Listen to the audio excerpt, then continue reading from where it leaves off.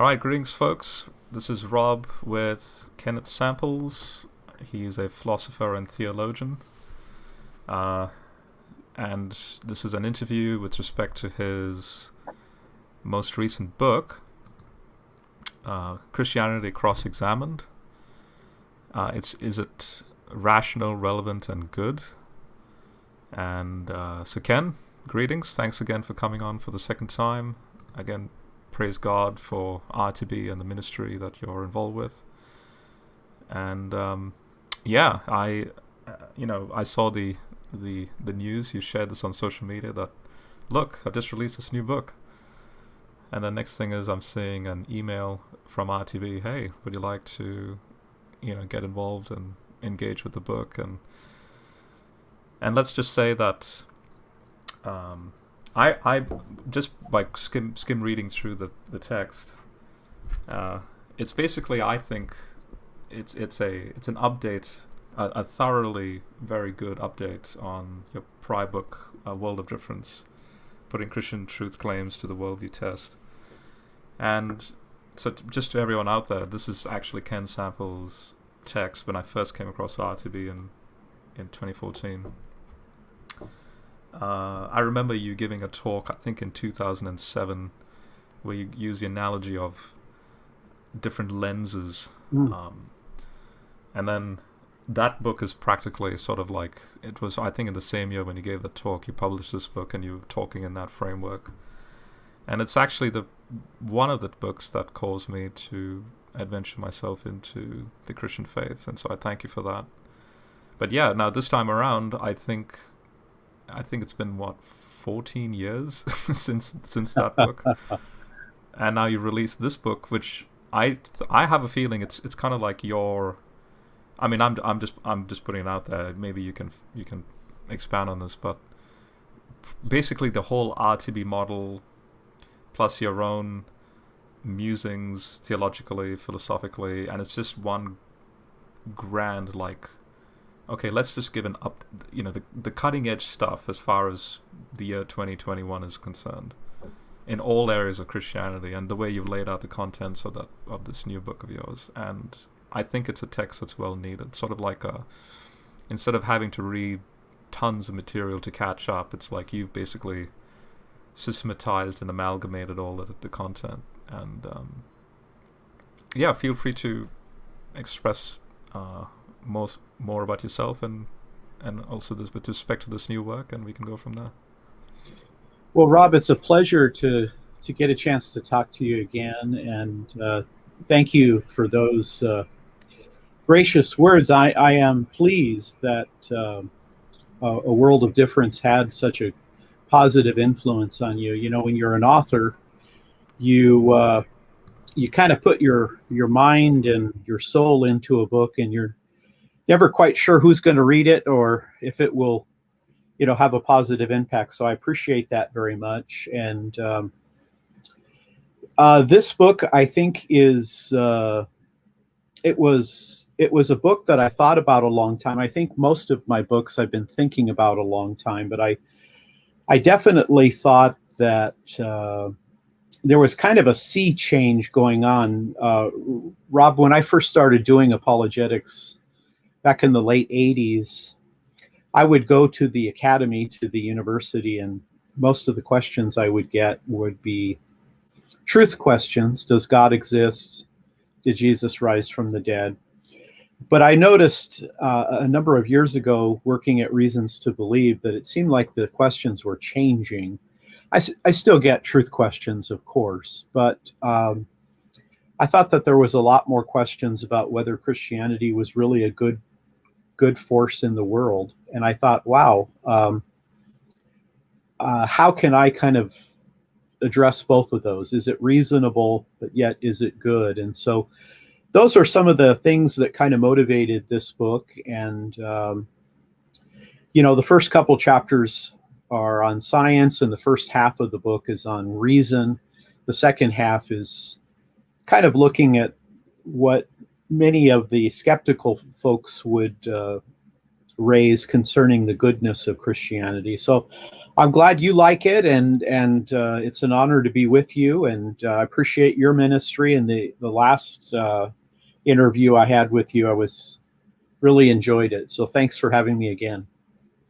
No, yeah, again, it's my pleasure, and yeah, the last interview, just to fill everyone up, was basically on you and Fuzz's Humans 2.0, your adventure into transhumanism, which took me by surprise. I didn't expect you guys to actually engage that topic, but lo and behold, you actually did a very thoroughly good, job in light of that, and it's well needed because if you remember in that discussion, in fact, that discussion took place like, oh boy, like 2 years ago. Has it really been that?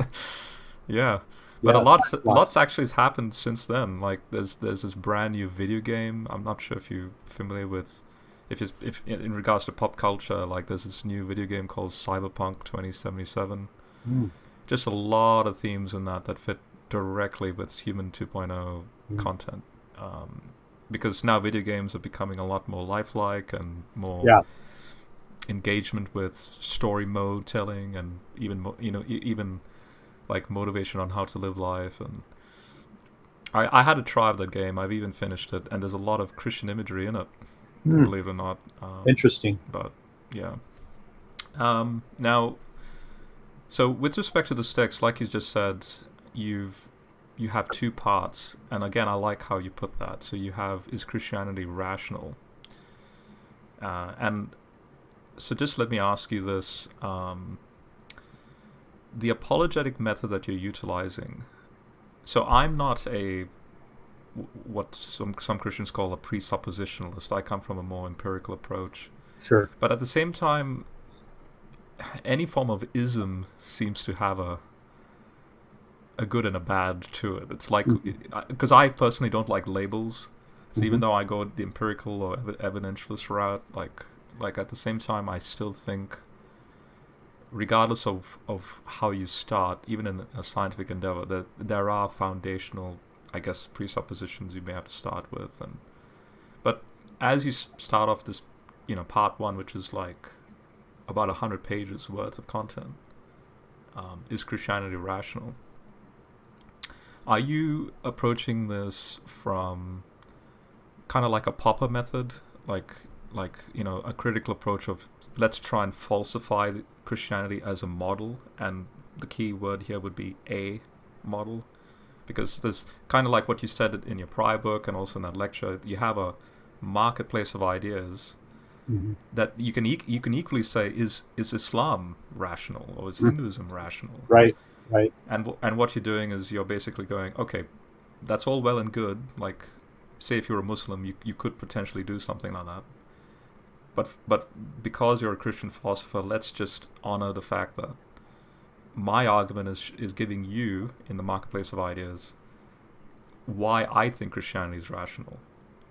And would you then say that based on what you've written, it's the most rational, once you've sifted through the data and so on? Is that what you're ultimately trying to communicate? Yeah, I appreciate that. I kind of look at apologetic methodology. I kind of view it as kind of like different personalities, if you will.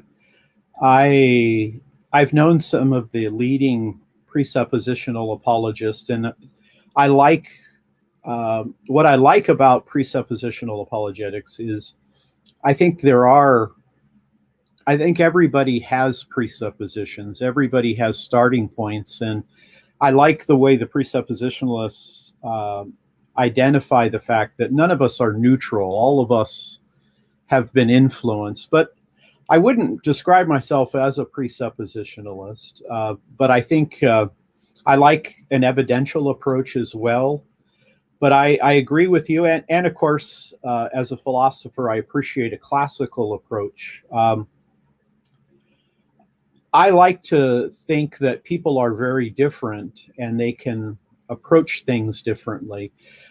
I think what motivated me to kind of arrange it that way and I agree with you. I think that Judaism carries a lot of coherence, and to some extent, so does Islam. I think some of the arguments that could be used classically in terms of the truth of Christianity could be used easily for Judaism and Islam. I do think, however, that that once you start digging into these kinds of ideas, I think that Christianity goes a long way in saying that reason is part of God's good gift, and therefore any coherent worldview we're worth looking at is going to have some basis of rationality. I think to some extent, Rob, what motivated me in the early chapters is really the claims of the new atheists. Again, I don't think that they're nearly as formidable as the old atheists. When I was studying philosophy, I was reading Friedrich Nietzsche and Jean-Paul Sartre and Bertrand Russell. I thought that they were more formidable than the new atheists, I think largely because, and it's probably because they came out of the West, and so they had to be familiar with Christianity. But, the new atheists, Richard Dawkins, the late Christopher Hitchens, Sam Harris, Dan Dennett, I would put other people in there, Jerry Coyne, Peter Atkins at Oxford. I think they kind of they question Christianity's rationality. I don't think, however, that they've done the necessary research. So to some extent, I tried to begin where I think people have basic criticisms that science, you don't need God anymore. Science has reached a level of understanding where God is superfluous. Or that, again, in the second chapter, that, why would we ever go back to faith? We have this rational enterprise of science. But then I take it further. I think probably every culture and every challenge to Christianity involves some sense of, is this a reasonable belief system? And so I thought maybe I could make a unique contribution in bringing together kind of that. When you move from truth to goodness, or truth to relevance and goodness, I think you're moving probably from modernism to postmodernism.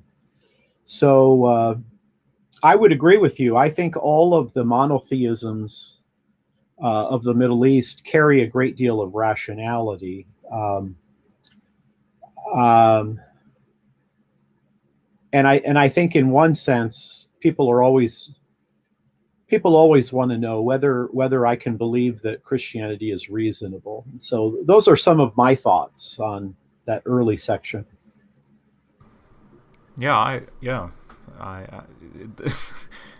you see the difficulty that you and I both equally have, I think, but at the same time, even though you've put this into a book format, but the difficulty we have is, well, again, I don't know if difficulty is the right word, but okay, it's two sides of the same coin. So the one side, I think we can use the word difficulty, and this is what I mean. We're 2,000 years removed from basically Jesus. Mm-hmm. And a lot's transpired in those 2,000 years. And especially when you get into that chapter about the spread of Christianity, is it supernatural, natural? Yeah. So what you've done is you sort of highlighted a certain irony where you have the cutting edge theology of the early church showing that it doesn't contradict what we now perceive as, say, Big Bang principles and, say, modern scientific understandings of reality. And by the way, I just want to clarify to the audience out there, is my microphone better now? Because people were saying I was a bit too soft. So if you can put a 1, that'll be good. So and then you lay out that stuff in your book. Mm-hmm. And By the way, am I too soft for you, Ken? No, I can hear you well. Um, people are saying, okay, how about if I do that? Is that better? Yeah, I can hear you. That's louder. Yes. Okay, maybe how about now? That one. Sounds good. Okay. Then I'll just leave it on that setting now. Okay. So the difficulty we have is we kind of like to use a phrase from Dan Wallace. We have an embarrassment of riches. Mm. Uh, he's obviously talking from a New Testament context and the manuscript context, but then that's the point. It's like even in that niche field, there's an embarrassment of riches. And there's an embarrassment of riches as far as the things that's transpired across the board from east to west sweep ever since Pentecost, like the spread of the church. You're talking about different cultures, different languages, different basically people wrestling with the why question in their own way, and then Christianity as this model entering into that discussion, and it's like, hey, check me out, Mm-hmm. because that's a pretty bold claim on Jesus's lips. One of the RTV shows is 28:19. Go into all the nation, go into all the world, into all the nations, and make disciples. And but that humors me, because if I was standing there hearing Jesus say that, I'd be like, you mean to tell me the concept of the Logos will have some form of application to a Chinese culture? And sure enough, in the Chinese translation, you have Tao became flesh, Mm-hmm. because that's the only word they could think of. Yeah, and that's the difficulty. So the difficulty is trying to truncate this down in a packaged form to say, okay, here you go. And simultaneously, what you're doing is you're highlighting now 2,000 years removed. If the model is falsifiable, it should have been falsified a long time ago.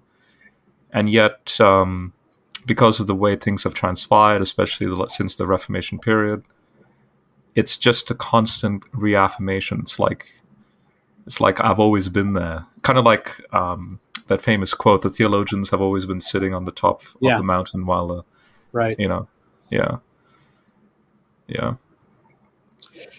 Yeah. I think, Rob, that as I think about the Christian message kind of reaching, across the world, I think what we should expect is we should expect two things when the Christian message penetrates other cultures and other religions, other civilizations. And I think on one hand, there is a lot of common ground. And I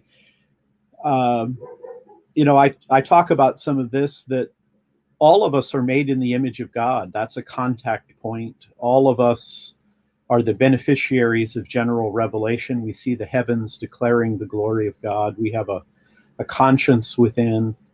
And then I think all of us are also beneficiaries of common grace. The Lord lets the rain and the sun shine on all people. So I always anticipate that there is going to be this common ground. Then, of course, I think that there is going to be the antithesis of human beings are fallen, and we're kind of natural worshipers, and we become kind of natural idolaters. And so there's going to be this clash of ideas. I think what is interesting is that people are kind of,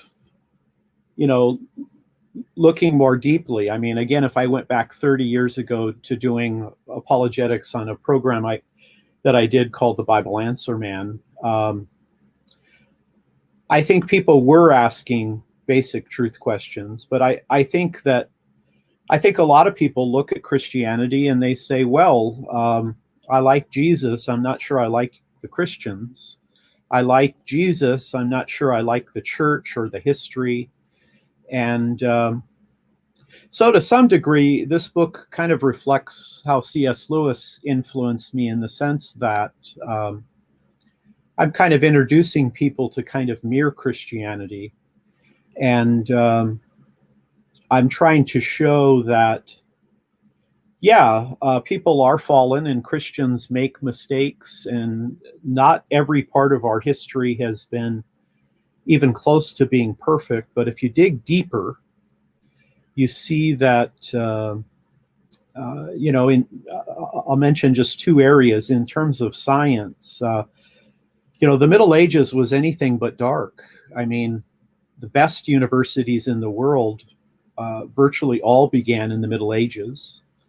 And that firepower, that intellectual might later came out in the scientific revolution of the 17th century. And I think that Christianity has also been, and I think to some degree, this is where Christianity moves even beyond Judaism and Islam.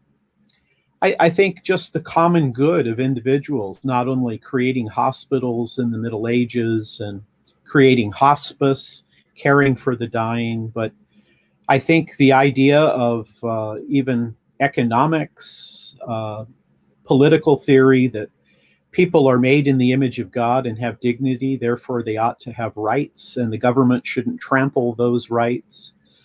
I think those are all themes that Christianity contributes to. And so I thought, well, this is an answer that needs to be made to the Christopher Hitchens and the Dan Dennett's, the Sam Harris of the world. But I think to some degree they are benefiting from borrowed Christian capital. And that's exactly right. Yeah. And I think that even in science, I mean, I get the great pleasure of meeting a lot of scientists because I work at Reasons to Believe. But whenever I meet a scientist, I always ask them, why does science work? And I think a lot of times science is so specialized today that people don't realize that historically and philosophically, science has deep roots in worldview ideas. And Paul Davies does a great job, I think, even though he is a skeptic or an agnostic. I think that's probably descriptive of his position. But he's very good at letting people know that science began with a worldview, and that, we may have moved 300 years away from the origin of science, but science can't function without presuppositions and starting places. And so to say that Christianity is unreasonable, I don't think that stands in light of history and in light of philosophy.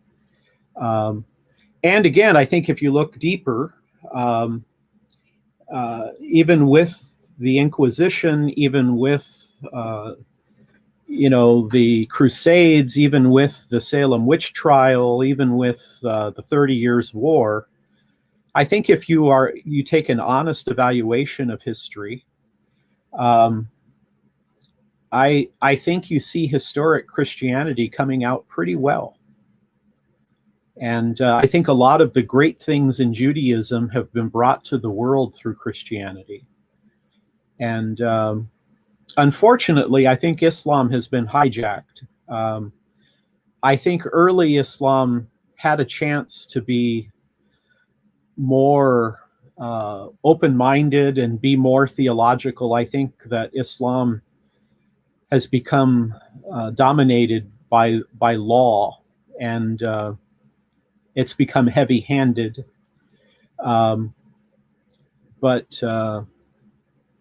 Yeah, I think I wanted people to know that that there are answers, because in the States we have lots of young people that grow up in the church and sometimes walk away from the church, and there's this increase in the number of the nuns, the people who have no religious connection. So in some ways this is kind of my response to that kind of that context. Yeah, since you mentioned just then about young folk and the church attendance and all that stuff, well, you have a fan in the comments section. So thank you for that super chat, Bergraf. And he says, when I became a Christian in my late teens, I would walk to high school every day listening to Straight Thinking. Thank you for your work, Dr. Samples. Wow, that's such a nice comment. I appreciate that very much. Yeah, I still have your Straight Thinking podcast on my iTunes still saved, even though I remember that last episode you had, like, this is the end to Straight Thinking, and I'm like, no, but you still continue the work, like, you know, with future podcast material, and yeah. Also, Slam RN, she says, say hi to Ken. She's saying hi to you. Very good. I appreciate that. Yeah, so that's the thing. It's, you know, I don't know. Are you familiar with an Australian academic? His name is Peter Harrison. He's a science historian. Doesn't ring a bell to me. So he wrote a book. Let me quickly bring it up. I think you like the title of this.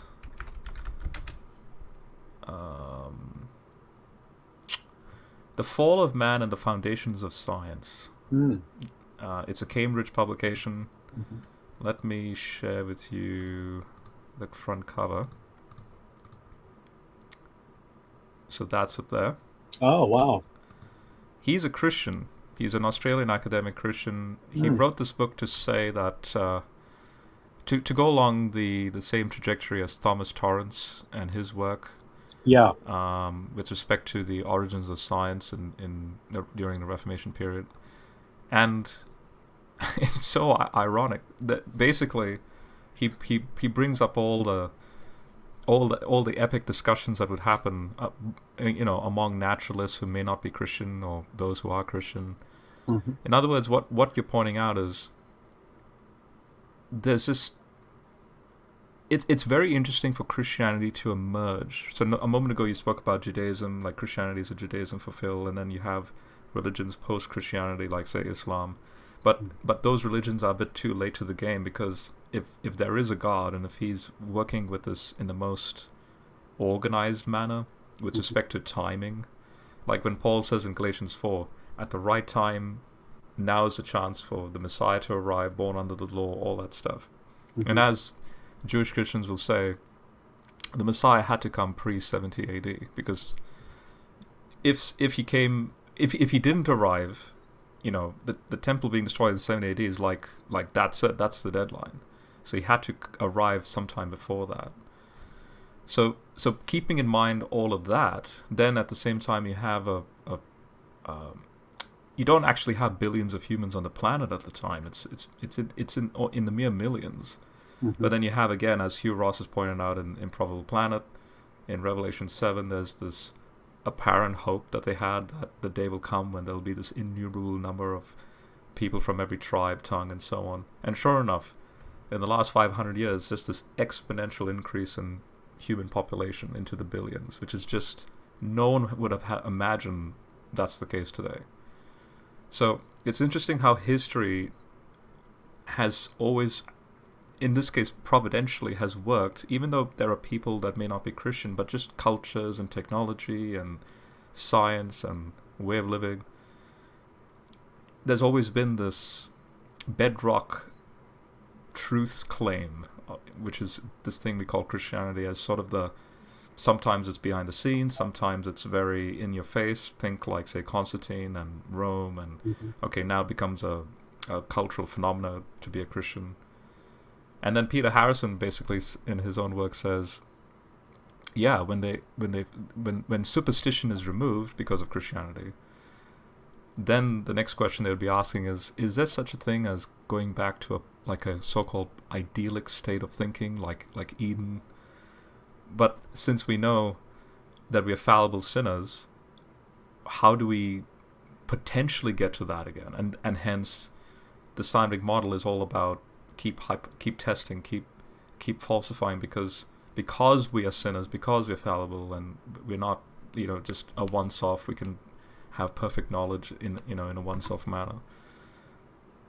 And again, like, yeah, that I'm sort of paraphrasing what you just said a moment ago. Like that's something that a lot of the new atheists don't seem to understand. It's like they're reacting only in events that's only transpired maybe in the last 50 years, and that's about it. Especially with the very unfortunate circumstances during World War II, which, as I understand, you're a huge World War II fan, and you're a history buff in that sense, and like, during the Holocaust, Jews reacting like, where is Yahweh, where is God? And, but yet, hang on, okay, I understand that's really bad, but don't neglect the last 2,000 years that's transpired, and not only that, but the last, say, 4 billion years of Earth's history prior to the Jesus moment 2,000 years ago. So this is why I love this book, Ken, because there are books that specialize in very niche areas. It's a very specialized study, but I'm the sort of person that likes to go, okay, let's now take a step back, and now let's just see the big picture, like the model in all its glory, with all its facets. And this is the sort of book that I think does a really good job doing that. Well, thank you for that. That means a lot, because, like you, I value that. What's interesting is I have been noting, studying philosophy, I always had a deep respect for Plato and Aristotle and kind of the classical tradition. But I've noticed that today, Plato and Aristotle, even though they got things wrong from a Christian point of view, kind of no fallen nature to human beings, and certainly no creation ex nihilo in Plato and Aristotle. But I've noticed that today Plato and Aristotle they are very important worldview allies to theists today. They talk about, objective reality. They talk about the importance of reason and rationality. And I think when you look back to Christian history, I mean, certainly Tertullian, one of the early church fathers from North Africa, he emphasized there is this clash between non-Christian religions and non-Christian cultures with Christianity. But I think Augustine comes along and says, well, but wait a minute, there is this, you can't swallow any culture or civilization whole. You have to kind of evaluate them. And I think what comes out of that kind of context is that, these early civilizations made real contributions. I think people today are under the impression that people in the ancient or medieval world were just kind of inferior people. They weren't very intelligent, and only bright people alive live in the contemporary world. That's what Lewis called chronological snobbery. Exactly. I think that these civilizations, China, Mesopotamia, Greece and Rome, even Baghdad, made contributions toward science and technology. But Stanley Yaki, who is a Catholic thinker, long since passed away, but he was a physicist and a theologian. He said that science was stillborn in all of these ancient civilizations because, unfortunately, incoherent ideas permeated. And so in the East, you had reincarnation and a cyclical view of nature. In the pagan nations, nature was part of the deity, so you couldn't test. And I think one thing that really does attract me, Rob, to Christianity is that big picture. I mean, I find Christianity very appealing because I think we've got a very powerful view of making sense of the world. And, taking these ideas and bringing them forward is very meaningful to me. And that's one thing I liked about some of the old atheists. I mean, Friedrich Nietzsche understood that science couldn't work without a worldview. And, A.J. Ayer, even though he was an analytical thinker, he was willing to engage logically with, Frederick Copleston and some of the great thinkers of that period. And so, I find that appealing. I think my faith in Christ makes sense of a lot of things. And one of the chapters in my book, there's two of the chapters I think I enjoyed the most. One was looking at the history and development of Christianity, that, I think the resurrection birthed the church. But then looking at those factors that led to Christianity's development. I mean, Roman roads and the Greek Koine common language and all of these kind of providential factors that I think were really critical. And then I think another chapter that I really enjoyed was, is Christianity so divided? Is it hopelessly divided? And I'm a pretty ecumenical guy. There's a lot of peacekeeper in me. I like debate, but I think I prefer dialogue. I prefer to kind of, have a conversation and, kind of looking at Eastern Orthodoxy and then looking at Catholicism and looking at Protestantism and kind of recognizing, wow, if you look at the Nicene Creed, you see a lot of Christianity there that they all share in common. So kind of hoping that this book will be, something that somebody can pick up or hand on to another person. I mean, I think it's interesting when I think of my favorite Christian thinkers, Augustine, Pascal, Lewis would be right at the top, along with many others. But in all three of those individuals' lives, not only did people play a significant role in them coming to faith or returning to faith, but books played a critical role. Some of the books were non-Christian books, but they pointed to the truth of Christianity. And books have played a critical role in my life. I mean, when I was a young man, I was restless. I was searching. I was looking for meaning and purpose in my life. And my sister gave me a copy of Mere Christianity by C.S. Lewis. And I didn't read it right away. It sat on my shelf for a long time, but I was puzzled by it. And I began reading it and I thought, my goodness, how can a Christian make so much sense? How can a religious thinker... Especially with that word mere. Yeah. What do you mean by mere? Yeah. You mean, are you teasing me a little bit? Like, yeah. Yeah, and it. I think what Mere Christianity did for me, Rob, is first of all, it introduced me to the life of the mind. It introduced me to the idea that it really is so important how you think and reason about the world, that ideas are so important. And, and then he just step by step introduced me to the moral argument and to Jesus and, one thing I like about Lewis is he was born in Belfast, Ireland, and he knew that Catholic and Protestants had not gotten along. And part of that mere Christianity is, again, I think his attempt to say, the branches of Christendom share a great deal in common. And, my parents were evangelical who became Catholic, and I was baptized as a 4-year-old. And then in college, I became an evangelical Protestant. But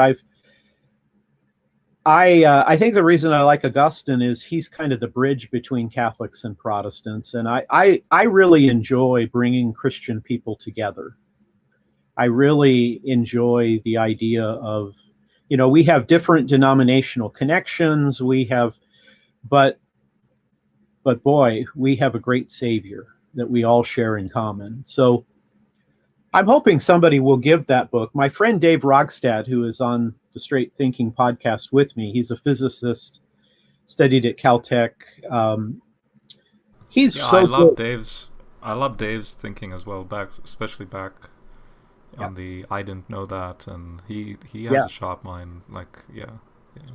He's very good at giving people books, and I think that that's important. I think you can change people's lives by putting the right book in their hand. And uh, I've Hugh Ross has written books that have opened up people's lives in very, very powerful ways. So um, I'm hoping the Lord will use this book. And I guess I would also say I don't enjoy the writing process. I find it to be difficult and challenging, but I enjoy it once it's done, and I certainly enjoy it when I think it's helped other people. No, definitely. Uh, and just to quickly touch on that last point, and then we'll spend maybe the next 20 to 30 minutes, because we've only got like an hour, so I'll spend like the next 20 minutes going through some of the chapters, and then we can conclude. But yeah, you have a heart that echoes, say, Martin Luther. When I was reading his commentary on Corinthians, you know Luther. He sometimes he's not shy to just be very blunt and crude. That's right. So when it comes across, when Paul says, "Is the Messiah divided, or is Christ divided?" in Corinthians, like, some of you go after this, some of you go after that, even. And what I found interesting, which Luther picked up on, even just having the name. So some of you go after Apollo, some of you go after Paul, and then some of you go after Christ. But hang on, going after Christ is a good thing. Mm-hmm. But Paul's emphasis there is even having that as a denominational title still causes division. That's how subtle it is. Mm-hmm. We are the Church of Christ. It's like, okay, that's all well and good, but even that's causing division. And in Acts, they call themselves the Way. It's like, are you part of the Way? And then Christian was applied later on, Christ follower. And so Martin Luther picks up on that, and he's like, look, stop calling yourselves Lutherans. Mm-hmm. I'm just nothing but a maggot compared to, Jesus. And he says, was Luther crucified for the world? And sure enough, he's echoing Paul there. Was Paul crucified? And that's what I love about your approach there, because I remember you debating Father Mitchell Pacwa. Mm-hmm. And again, I encourage everyone out there to search for that debate. And that's the approach you were taking with that. And I think Mitchell noticed that approach as well, and I think that's probably why he respected you a lot in that debate. And to instill a type of discussion, this approach of discussion, because at the end of the day, even though Father Mitchell Parker is dressed to represent his tradition, because sure enough, the way he dresses and the collar, and at the surface level, you get the impression, oh, yep, okay, he represents that just by the dress. But you're saying, look, especially when you and I in our first discussion, when you spoke about the day will come when we will be looking up, all of us equally, we'll be looking up. Mm-hmm. That's your approach. You're just saying, look, we're all images of God. We're all technically on the same boat that we call planet Earth. Mm-hmm. From the vantage point of, say, the moon, there is no such thing as east and west. It's a spherical ball where it depends on which side you're looking at, right? But the point is, you're all on that surface. Everyone has culture. Everyone has an experience of life that are unique. They can share. Again, the Christian claim is the reason why the Christian claim is unique is because God becomes incarnate this one time. No other religion has that perspective. And God allows that permutation of life, all the variations of individual lives to happen the way they do. God in His providence allows that for this discussion to even be possible. Mm-hmm. And yeah, I think that's a brilliant point that you're making with that. So So that's basically part one. And, you go through science, like scientific discovery. Has that made God unnecessary? Who needs faith when you've got science? Faith, pistis, with respect to reason. Mm-hmm. So maybe if spend like the next 5 minutes summarizing that part one, and then we'll go into part two, which I know a lot of people. This is the more, back in the 80s and 90s, part one was the big discussion, and now that's solved. Now part two is the current discussion online. Right. So, yeah, right. Yeah, if you can do that, yeah.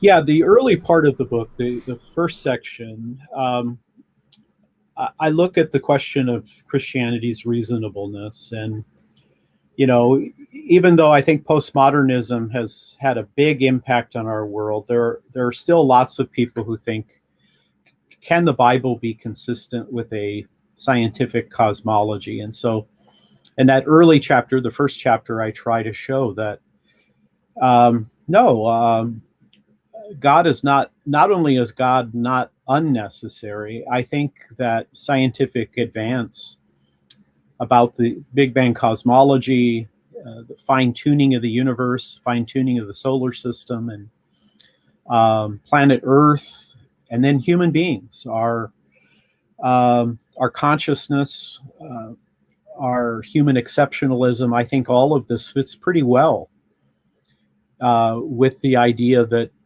God exists and that God has revealed himself in both the book of nature and the book of scripture.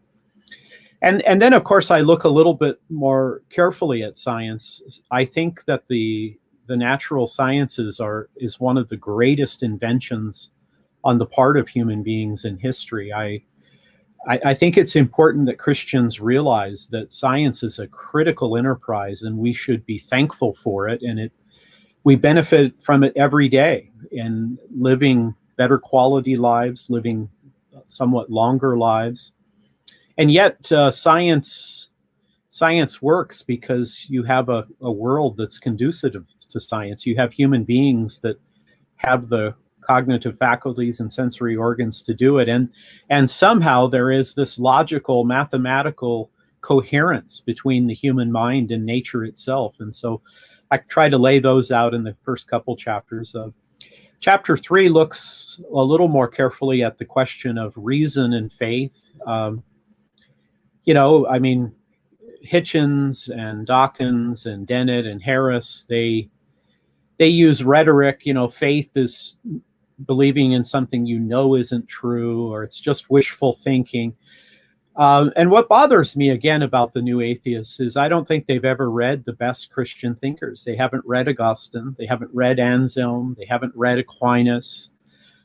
They haven't read Alvin Plantinga or Richard Swinburne, some of the contemporary Christians who are very powerful. And so, faith, I think a good definition of faith throughout Christian history has been it's confident trust in a reliable source. You don't put your faith in anything. You're looking for a credible, reliable source. That can be God. It can be Christ. It can be the truth.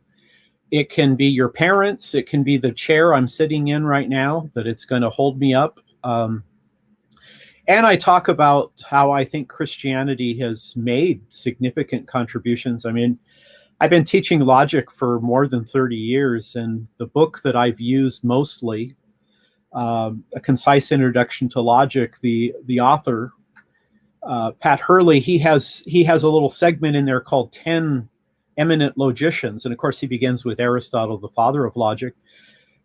But Rob, 6 of the 10 were Christians. And so I asked the question, if Christianity is irrational, why have Christians made so many contributions to such a rational field? And why were so many, I mean, almost to a person, the founding fathers of science were Christian or Jewish? They were theistic in orientation. So I developed that idea that, faith has a rational component. Saving faith involves knowledge. It's compatible with reason. The life of the mind, there are intellectual virtues in Scripture, test things, check sources. and then I moved to, is it reasonable to believe in the resurrection of Jesus? I mean, as extraordinary as that is, and as all of us know that mortal people die, and usually they don't get back up from the dead, I try to develop 20 different pieces of evidence that I think support the resurrection. And so that first part really is kind of responding to the truth claims that I think Christians can have real intellectual dialogue with people. And Rob, some of the brightest people I know are deeply dedicated to Christ. I mean, you're one of them. You've got a really sharp mind. I'm only learning from the best. That's all. like we all are. I want people to know that some of the finest thinkers in this world find faith and reason as being compatible. So that's kind of the laying out of that early, the first half of the book.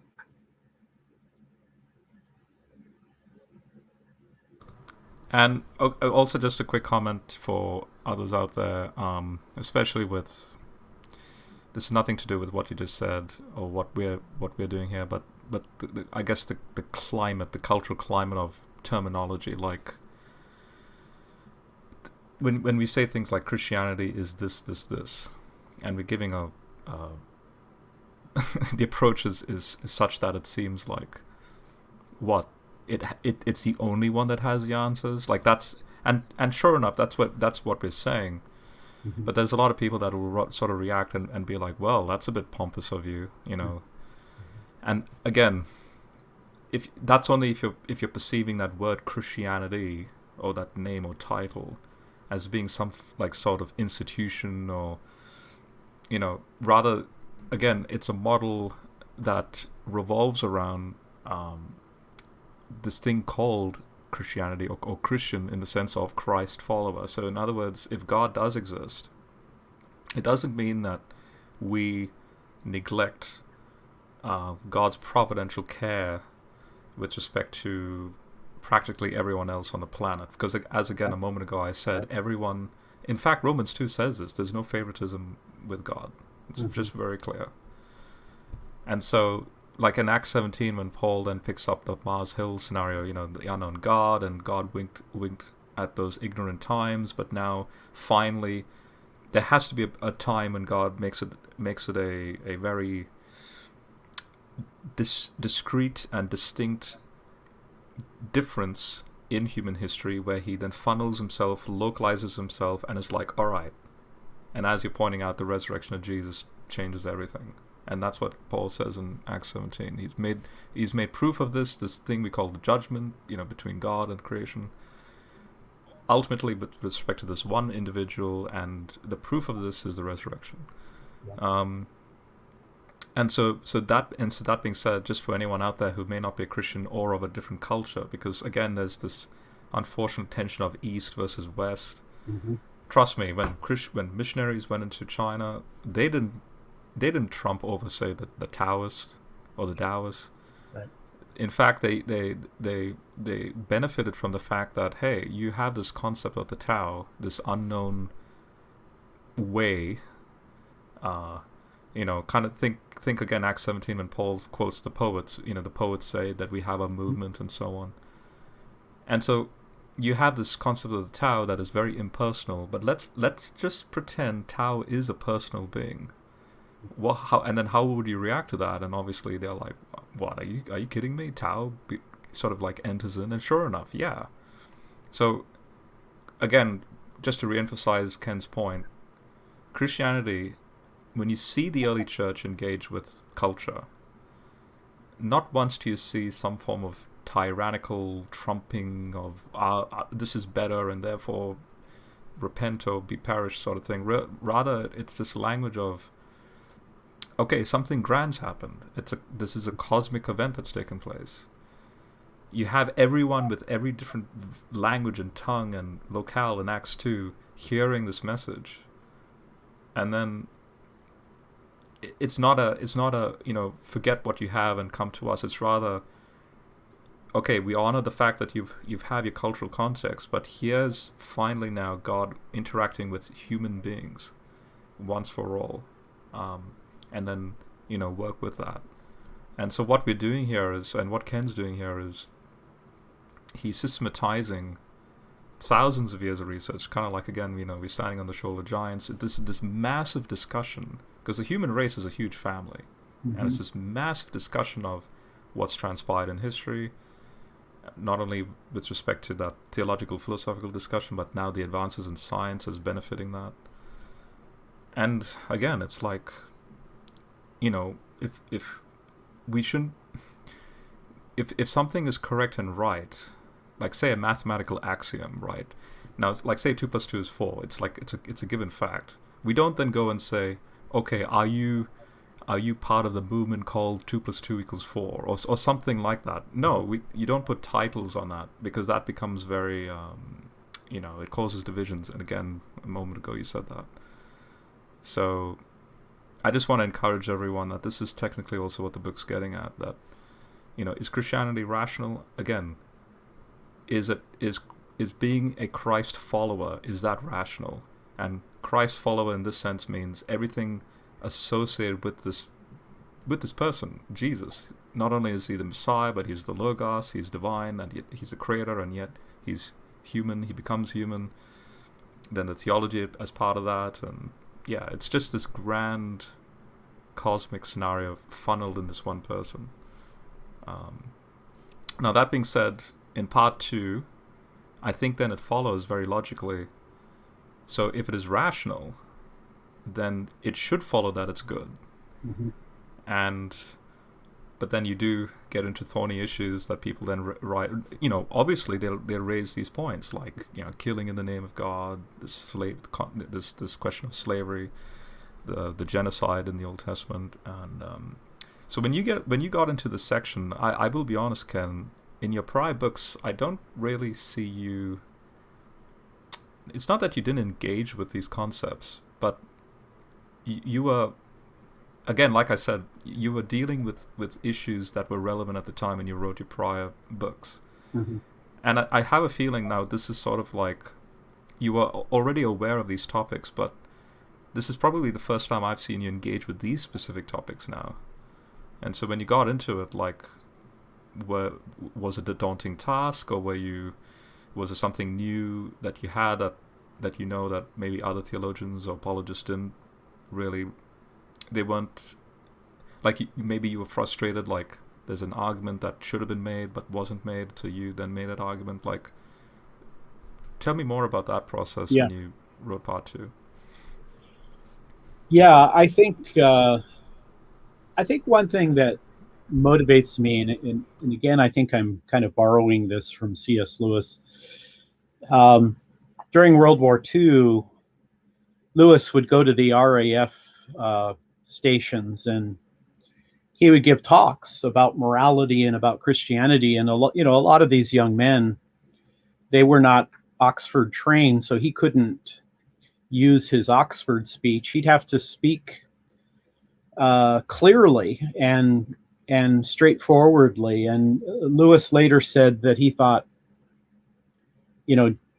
a very high a way of conveying intelligence is that you take difficult ideas and you write about them clearly and simply. And that's always been my motivation. I think philosophy is a remarkable discipline. It prepares you, I think, in many ways for life. But I think philosophers, oftentimes we assume everybody understands our jargon.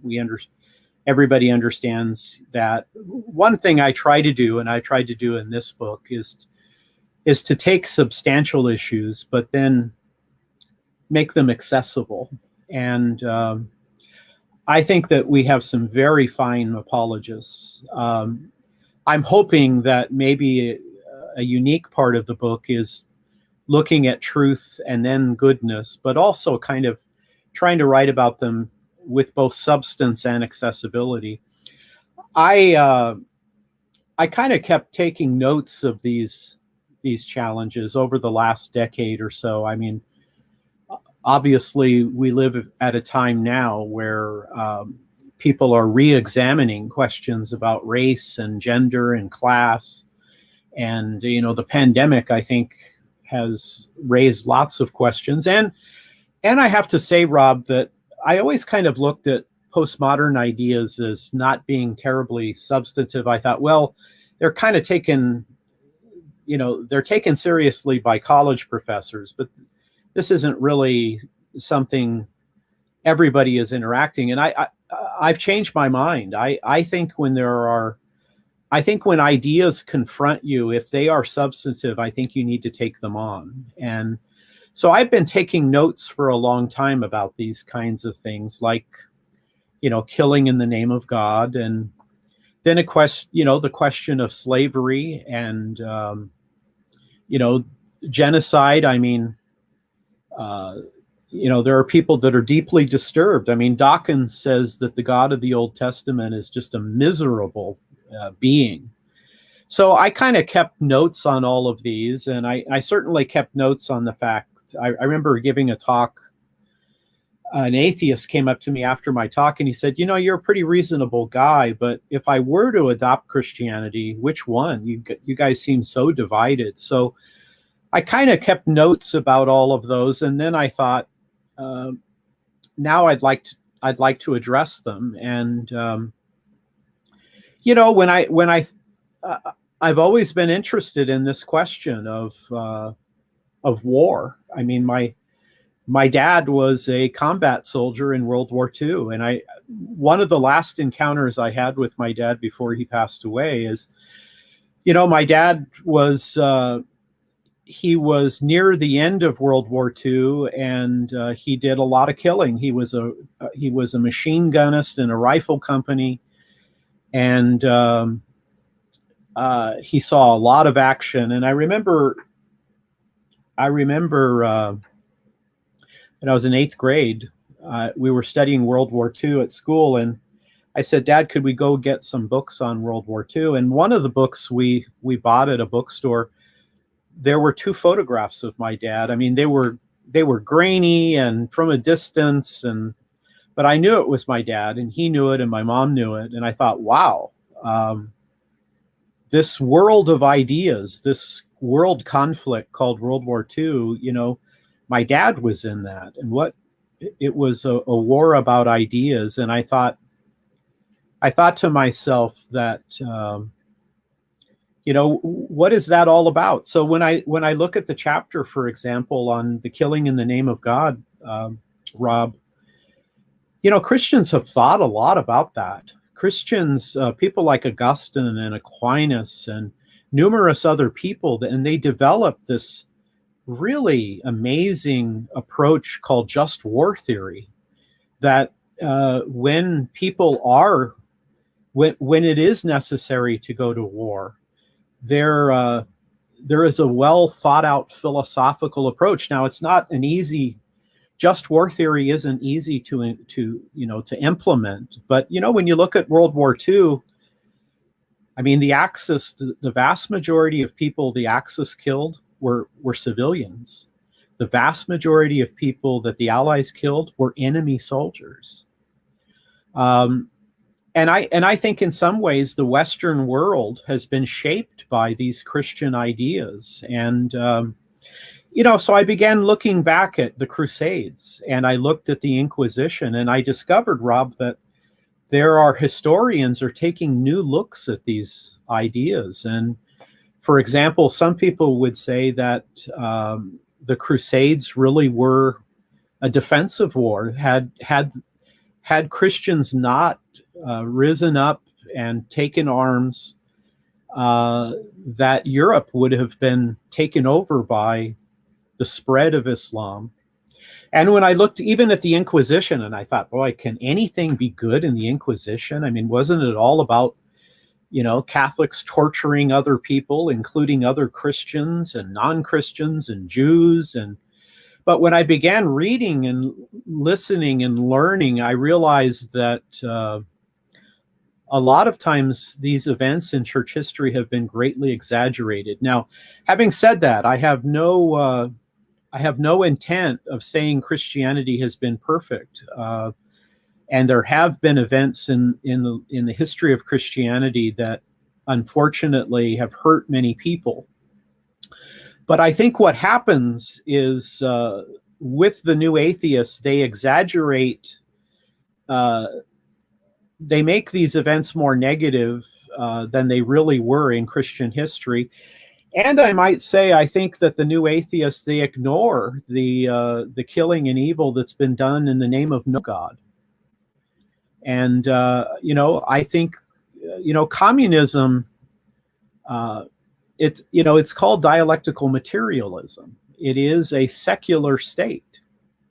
And, if you're going to blame the Inquisition and the Crusades on the Pope, then I think that secular people have to bear responsibility for a philosophy that killed hundreds of millions of people. So, I'm trying to kind of unpackage, when I look at slavery, and again, I think a lot of people, I think Paul Copan is right. Paul is a Christian philosopher, writes a lot about ethical issues, and I enjoy his writings. But Copan would tell you that when people see the word bondservant or they see the word slave in the Bible, immediately they think, well, this is antebellum slavery in the South in America. This is the slave trade, and they're not aware that actually, the bondservants in the Old Testament were treated very differently than slavery in Europe or slavery in America that came much later. And so I tried to lay out some of these ideas. I mean, what would God's purpose be in using the Hebrews, to take apart the Canaanite civilization? I mean, what was all that about? And so I try to give a thoughtful, reflection that, slavery has been virtually a part of almost every culture. And you mentioned that in Galatians, Paul has this revolutionary statement: no difference between Jew, Gentile, slave, free, male or female. They're all one in Christ. And, my studies about early Christianity revealed to me that the two very large people groups that had joined Christianity immediately were women and slaves. I mean, they saw something in this carpenter from Nazareth, this new message. And, we talk a lot about race, gender, and class. Unfortunately, we kind of forget about truth, goodness, and beauty. But, I think Jesus relates to women differently. He relates to women differently than the Greeks and the Romans did. He relates to women differently even than his other rabbis did. He has discussions with them. He treats them as equals. He doesn't scapegoat them. And of course, slaves, the Romans believed they were superior to non-Romans. The Greeks believed they were superior to non-Greeks.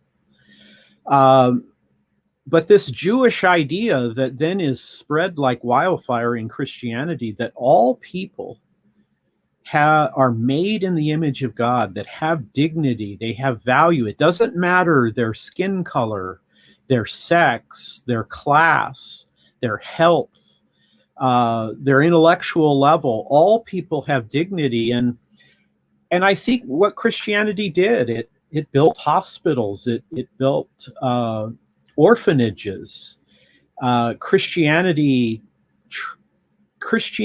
treated people as if they mattered. And so in one sense, Rob, I think there are two kinds of atheists. So I want to sketch it just very quickly. I think some atheists look at Christianity and they say, it may not be bad if there was a God. Maybe I could survive the death of my body. Maybe I'd be reunited with my family members. it wouldn't be the end. I mean, naturalism is pretty stark after all. But they say it's not rational. I mean, I don't know that Graham Oppy fits perfectly into that category, but this leading atheist, Graham Oppy, he would just say belief in God is just impossible. So it's not rational. But then there's the other atheist, maybe a Tom Nagel, philosopher of mind at New York University. Nagel is close friends with Alvin Plantinga and some of these leading Christian thinkers. And Nagel would say, no, Christianity is reasonable. I mean, he goes, I have friends who are some of the smartest people I know, and they are deeply dedicated Christians. He says, there is a rational basis for Christianity, but he says, I don't want that God to be real.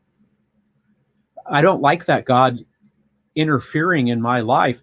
So I thought to myself, Rob, if there are two types of non-believers, one of them, the problem is reason. The other is, I don't want that to exist because I perceive it as not being very good.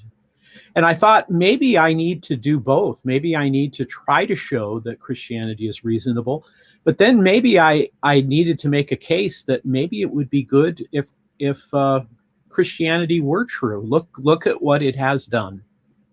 So that kind of motivated me in how I arranged that latter chapter, and I tried to be honest. I tried to be candid, and I tried to admit when Christianity has not always been at its very, very best, but a lot of the things we take for granted today. I mean, the idea that everybody has dignity, that everybody has value, the sanctity of life, those are biblical ideas.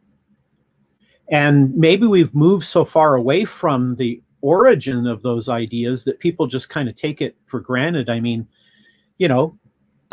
people in Australia and America, we just kind of take these ideas for granted, that the government can't just trample on us, and we have dignity and value, and the individual human person has rights.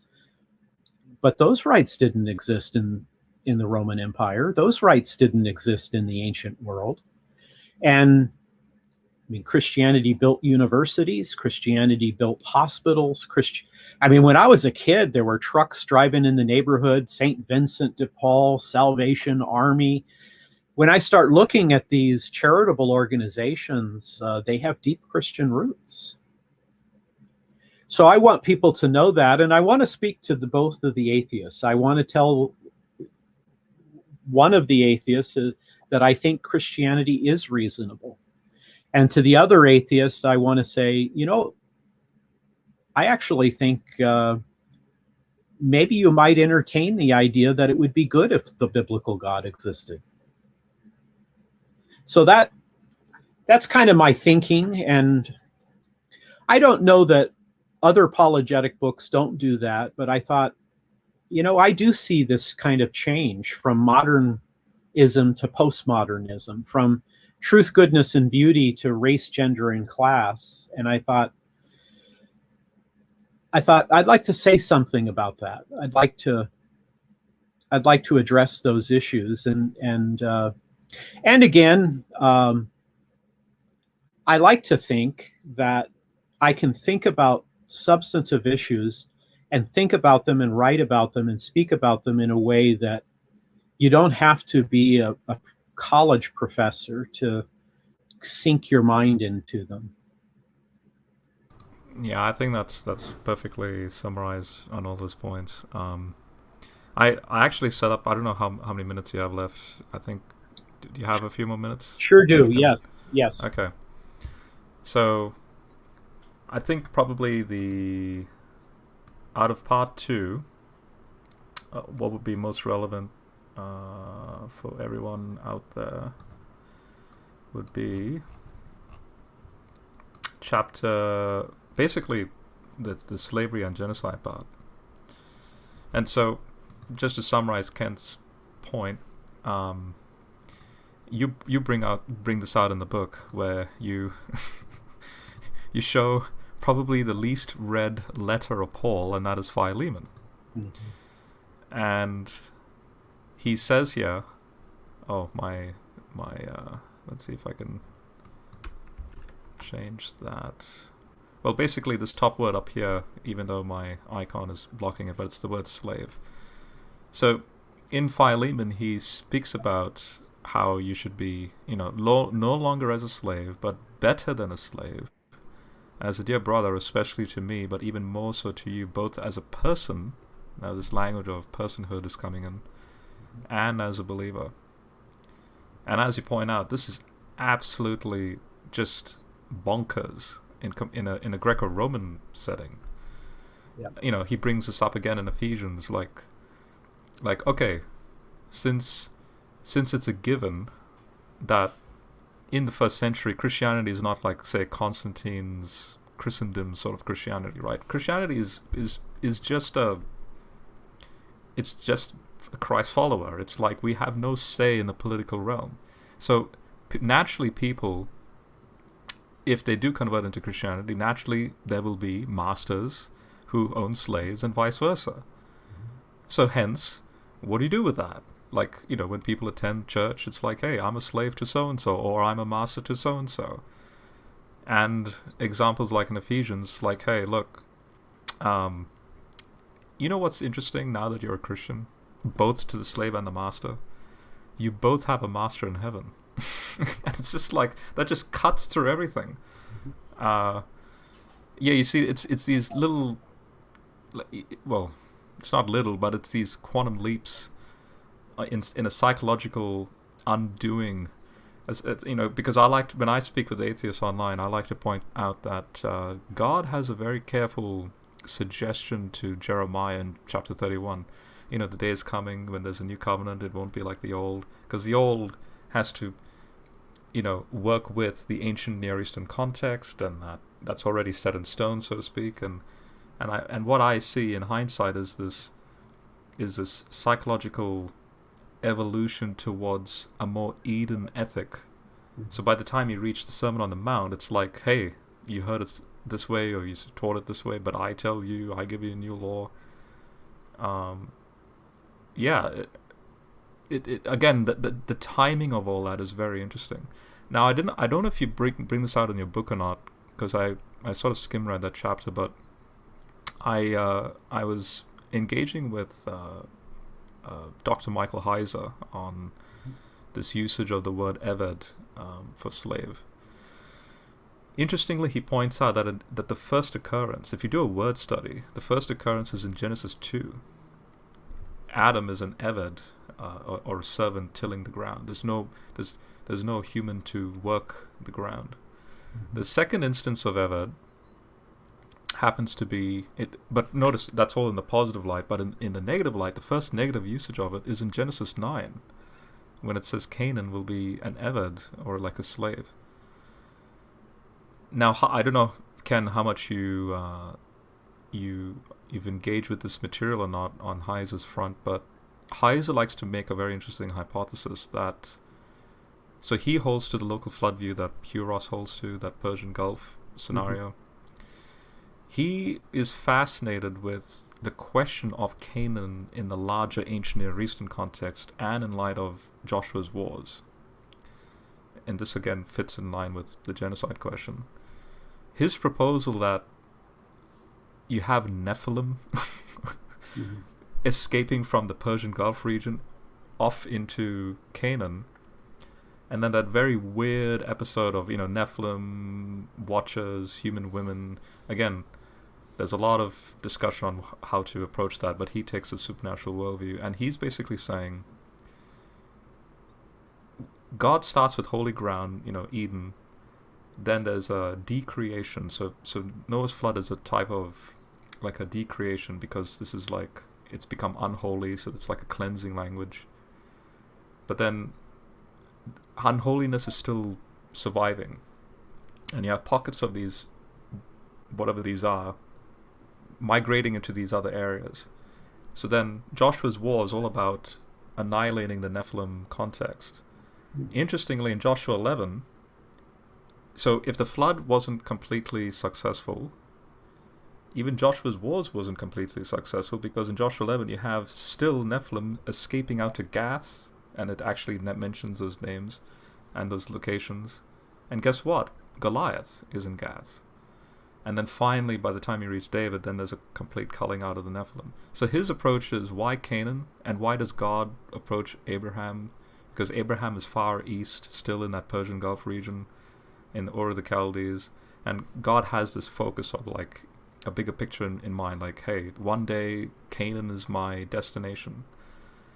And then finally, by the time you reach Jesus, and again, according to Heiser, a very interesting point he makes, in Jesus' ministry, he deliberately goes to certain regions. Like when you read through the Gospels, the Gospel authors will name a region that Jesus enters, and then immediately is encountering a so-called Nephilim spirit that's part of that region. So the unclean spirits or some political tension, and guess what? Those are the same regions that Joshua's wars happen to be in. The famous "Upon this rock I'll build my church," Mount Hermon, that happens to be, in Second Temple thinking, ground zero for, hell and Satan and all that stuff. And yeah, so that, I'm just throwing this out there. I'm interested in your reaction on that. But that's sort of like Heiser's, or someone like Heiser, they're more, I guess, theological Old Testament musing with this, whereas you're approaching this obviously philosophically more and scientific, and I guess you're being sensitive to the fact that, hey, we shouldn't amalgamate 18th century history with not only first century Christianity but even the ancient Near East. Mm-hmm. And so what I'm doing, I'm the middleman here, because both you and Heiser are the professionals in this, and I'm a layman going, well, Ken's saying this and Heiser's saying this, and I'm like, why not both? Mm-hmm. So yeah, what's your reaction to that? Yeah, I've read some of Heiser's material. He interestingly wrote a pretty favorable review of our UFO book. He's interested. Yes, he did. Yes, he did. As well. Yeah. So it was. Yeah. And he's certainly coming. His approach is. He has this very strong kind of Hebraic perspective. I think my approach is probably a bit more kind of historical, classical Christianity perspective, but I don't think that they're necessarily at odds with one another. I mean, I certainly do think that when we look at, Joshua's wars against the Canaanites, we are dealing with a wicked civilization. God gave them He gave them 400 years to repent. They were engaged in practices that are horrific. Temple sacrifice, child sacrifice, bestiality. I mean, sometimes, and of course, there are two, as I bring out in my chapter. Some scholars think that the goal of Joshua was not to annihilate man, woman, and child, but it was to destroy essentially the religious element of the Canaanites. Others take a more judgment view, that it was kind of capital punishment applied to a culture. It was kind of the flood applied to their particular group, and I think both are reasonable, and both make arguments with it. But Rob, I think it's right. I think what's right is that living in the modern world, we somehow have become unaware that God is holy, and He is righteous, and He is good. And I think, had God not commanded Joshua to destroy the Canaanite civilization, I think people could have turned around and said, well, what was God doing? I mean, why didn't He intervene? And why did He allow that wickedness to stand? So I think there probably is a connection between Heiser's approach and my approach. And may I add, Rob, that in Philippians 2, there's a hymn there in chapter 2. Most scholars believe that Paul kind of weaved that early Christian hymn into his Philippian epistle. And it says that, Christ, he didn't hold on to his heavenly prerogatives, but he made himself nothing, becoming a bond slave. And what I like to say to people who are troubled by, the way minorities have been treated, when people find it very difficult, because they believe that, blacks have been treated terribly, and they have, and and there are many groups that have suffered. I like to convey to them that, Jesus became one of you. He became a slave. He came to earth, and what I do in the first part of the book, and I think it's the 5th chapter, is I try to talk about the Trinity and the Incarnation and say, these are mysteries. They're deep mysteries. We're never going to be able to get our minds completely around them, but we can talk about them in reasonable and rational ways. And so, when atheists say, well, God is hidden, God has not sufficiently revealed himself, my response is, what about the Incarnation? What about Jesus coming and taking the form of a servant, a bondservant, a slave?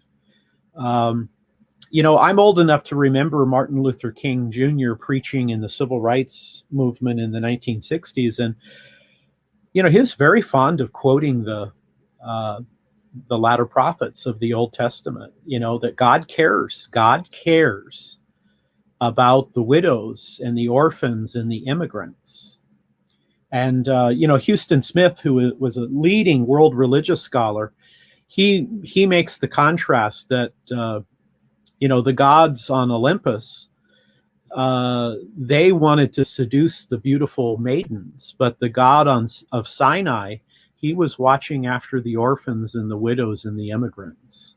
And that's the crux of Psalm 82 as well. Yeah. But Heiser will say the gods there is these divine beings that neglected their protocol, which is in these other ancient traditions of like Zeus and all that. Yeah. But yeah, you have the irony of ironies where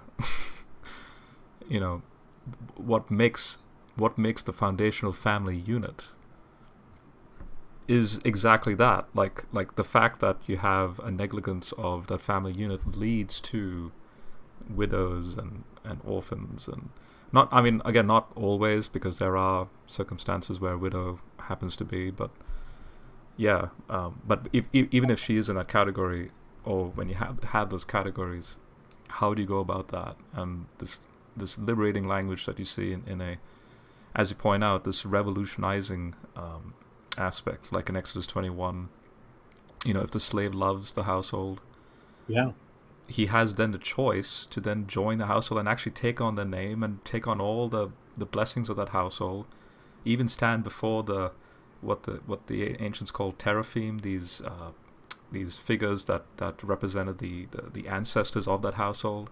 Mm-hmm. Yeah. Anyway, sorry for butting in, but that no, you're absolutely right. Like, and Philippians 2 is that. That's another, again, people don't realize that's actually in the hymn. It's okay. God has become an Eved. Yeah, there you go. Yeah. Yeah. And even though it says in that hymn, since he's victorious in what he needed to do, so therefore every knee shall bow and acknowledge. I know there's a bit of a translation tension there. Is it sort of like worship, or is it acknowledgement that he is Lord? I take the more acknowledgement view, even though worship can be part of that. But then, okay, so that's all well and good, that yes, we will acknowledge Jesus is Lord regardless of where you're positioned in heaven, earth, or under the earth. But then the Christian message is we are also with Jesus as a brother, or as brothers and sisters to him, in that congregation, which is Hebrews 2. Yeah. Because we are conformed in him into his image. And so hence Luke 4, quoting Isaiah 61, I've come to set the captives free. Yeah. This language of, And you see, that's the thing. That's what blows my mind in these discussions. They hone in on ancient Near Eastern customs and Greco-Roman customs. Again, being influenced by that religious superstition. And when Jesus comes on the scene, yes, there's these slavery terminologies scattered throughout the text, but then at the same time, he's basically slapping them in the face, like the hardness of your hearts has caused this. That's why I have to work with this. Yeah. Yeah. And people ask, why doesn't the Bible come right out and condemn slavery? I think there are at least a couple passages that come very close to being that. But the early Christians, slavery had to be undone, but it had to be undone very carefully. And I mean, whether it's Wilberforce in Europe or whether it is various Christian groups, in the colonies and then later in the Civil War, Christians were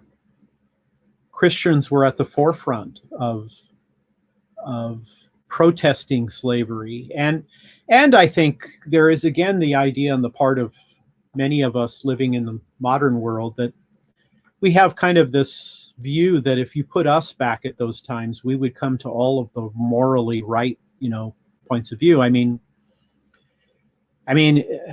I think Aristotle is arguably the greatest philosopher who ever lived. If he has competitors, it's a very short list.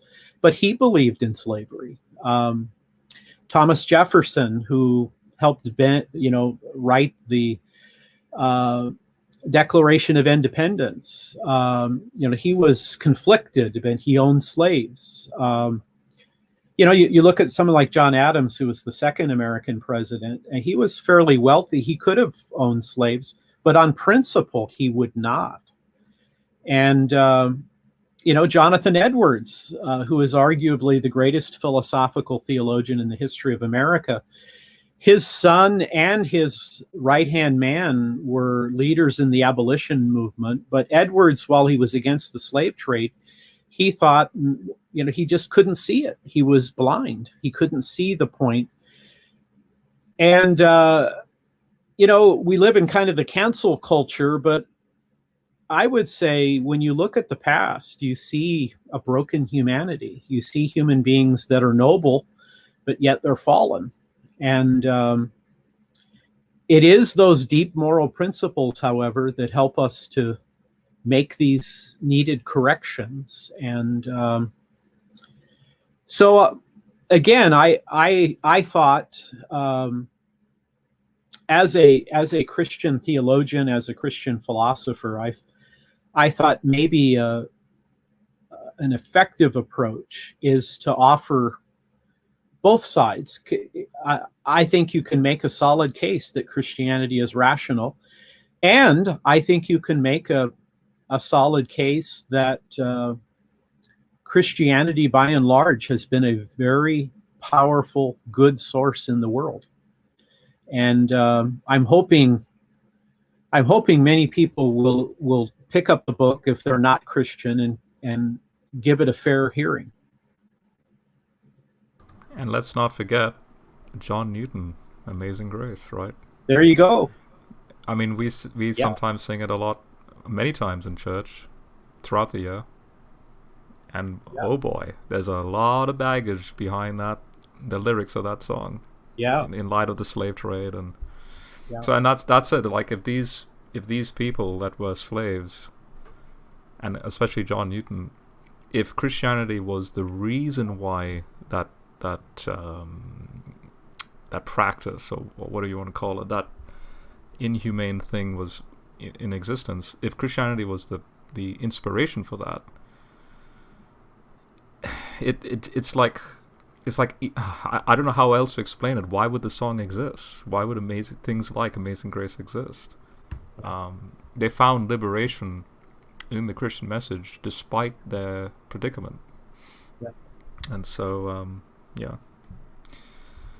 All right, I think I'll end it there. I want to honor your time, Ken. So, Well, thank you, Rob. Yeah. Talking to you is it's a pleasure. I want to clearly communicate. I like what you do, and I like your calm, thoughtful, reflective approach. And so I hope a lot of people will engage you on your program. And thank you for your interest and support of Reasons to Believe, and for having me on, and that you'd read my book. I appreciate that. Thank you, Ken. God bless you, and thanks again to everyone out there for tuning in. And I hope to do a Q&A sometime soon, and I'm happy to touch on these topics in that. All right, I'm going to end the broadcast now.